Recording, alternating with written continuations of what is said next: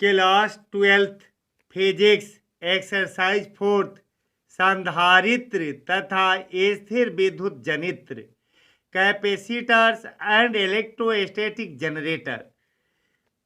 Topic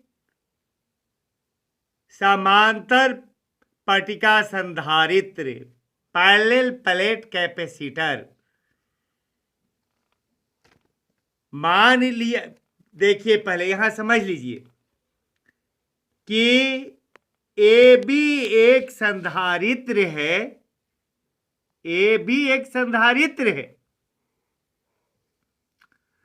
जिसकी प्रत्येक plate का क्षेत्रफल ए है और इनके बीच की दूरी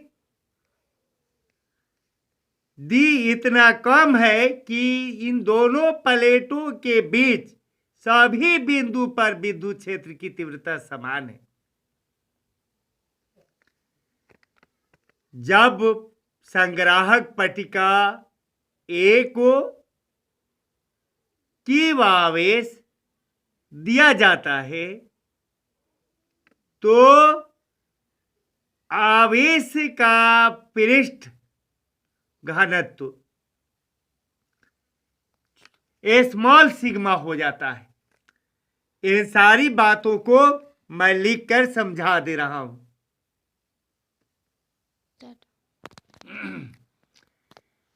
मैंने आपको तो चित्र पर समझा दिया है, फिर जो मैंने इसके बारे में लिखा है इसे मैं फिर से समझा दे रहा हूं।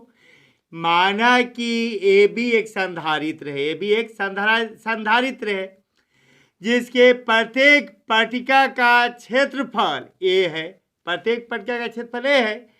दोनों पट्टिकाओं के बीच की दूरी डी, यानी कि दोनों पट्टिकाओं के बीच की दूरी डी इतना कम है कि दोनों पट्टिकाओं का मतलब हो गया संग्राहक ए तथा संघनक बी के बीच सभी बिंदु पर विद्युत क्षेत्र की तीव्रता ई एक समान है।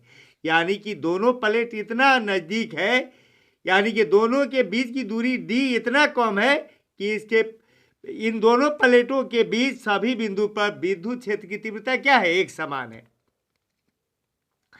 संग्राहक पट्टिका ए को आवेश Q देने पर आवेश का पृष्ठ घनत्व स्मॉल सिग्मा हो जाता है, यानी कि छोटा सिग्मा हो जाता है।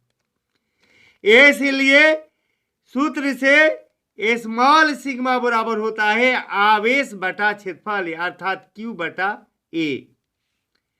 तिर्यक गुना कर देंगे तो Q इक्वल टू हो जाएगा स्मॉल सिग्मा इंटू A।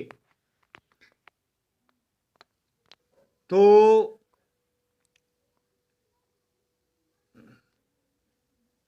फिर एक बार समझिए, स्मॉल सिग्मा बराबर होता है Q बटा A, Q बटा A। तिर्यक गुना करेंगे तो मान लीजिए इसके नीचे एक छुपा, एक से Q में गुना होगा Q और स्मॉल सिग्मा से A में गुना होगा स्मॉल सिग्मा A।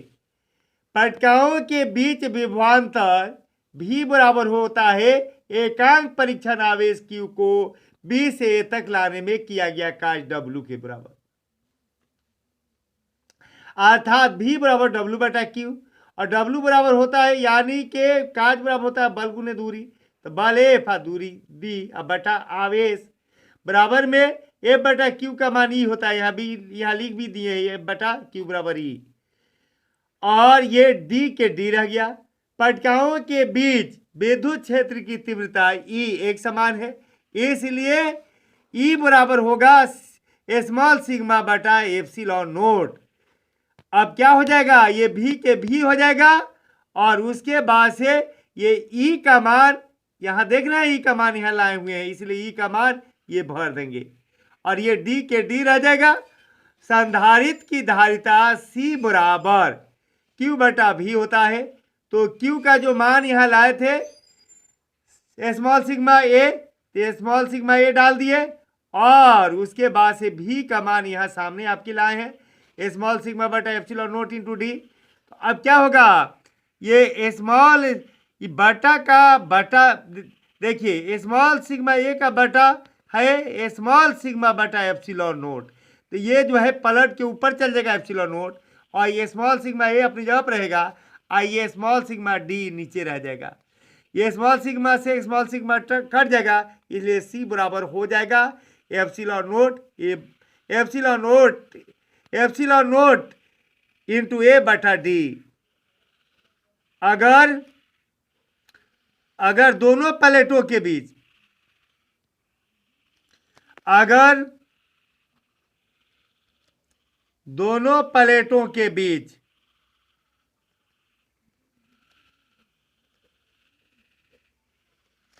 कोई परावैद्युत माध्यम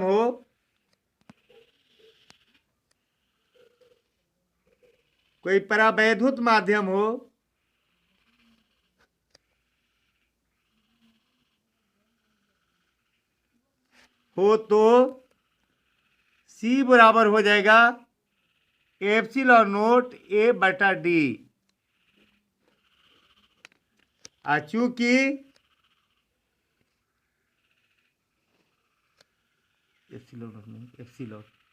यहाँ एप्सिलॉन नोट नहीं होगा, एप्सिलॉन होगा, क्योंकि परावैद्युत माध्यम की परावैद्युतता जो होती है एप्सिलॉन होती है, नोट नहीं होगा, केवल एप्सिलॉन होगा।